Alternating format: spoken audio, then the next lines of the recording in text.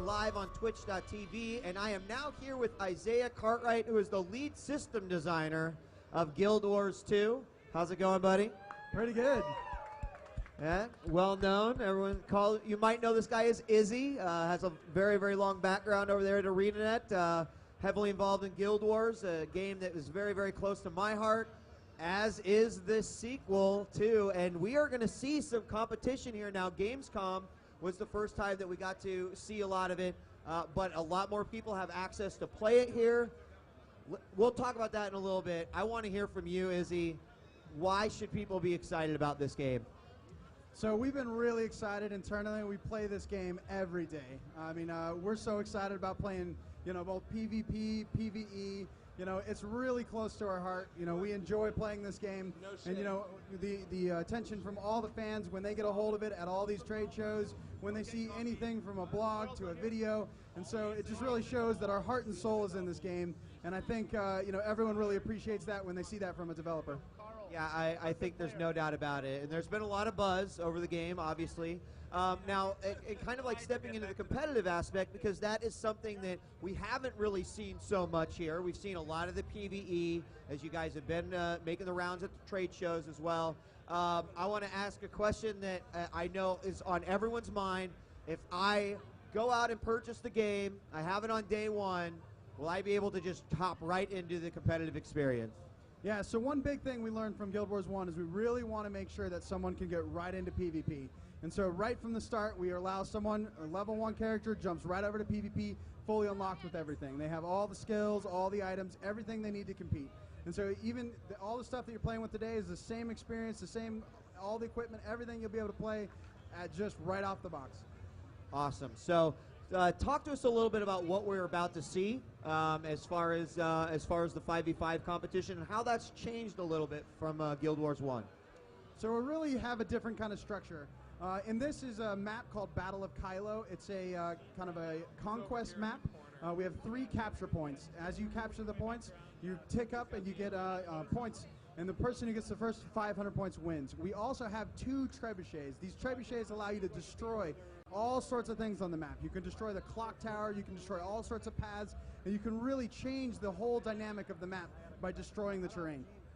And if anyone played Guild Wars 1, you can remember how deadly those things were. It was almost embarrassing to get hit by one of those things. But so we can expect a lot of destruction and a lot of combat, which is like really one of the focuses with a I guess conquest type game mode.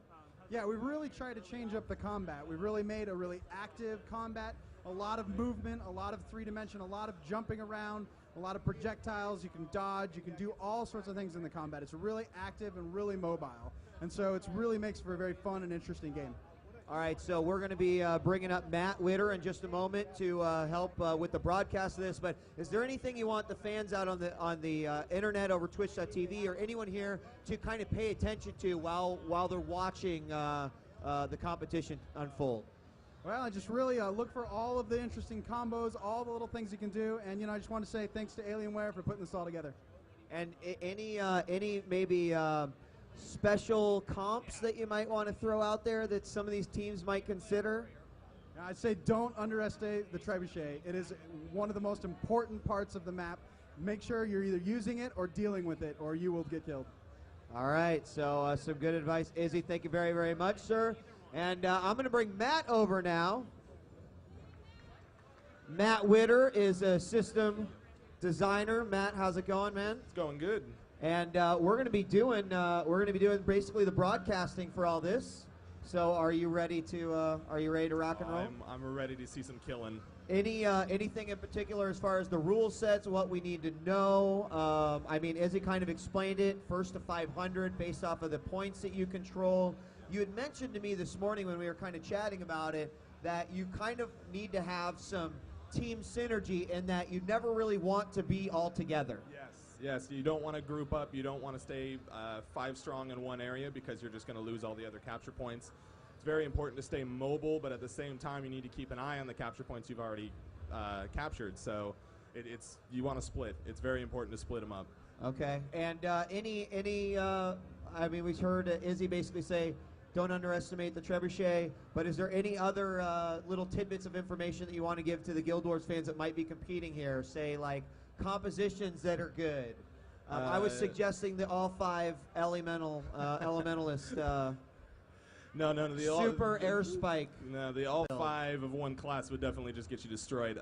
Stomping is a very big thing. A lot of people think that leaving them to bleed out is a good tactic, but a lot of the times they'll just get right back up after a while and come right back at you. And also reviving, turning a 1-on-1 into a 2-on-1. That it'll tip the tides of the war right there. All right. Well, are we just waiting to get kicked off then? All right, let's do this. We're gonna get started.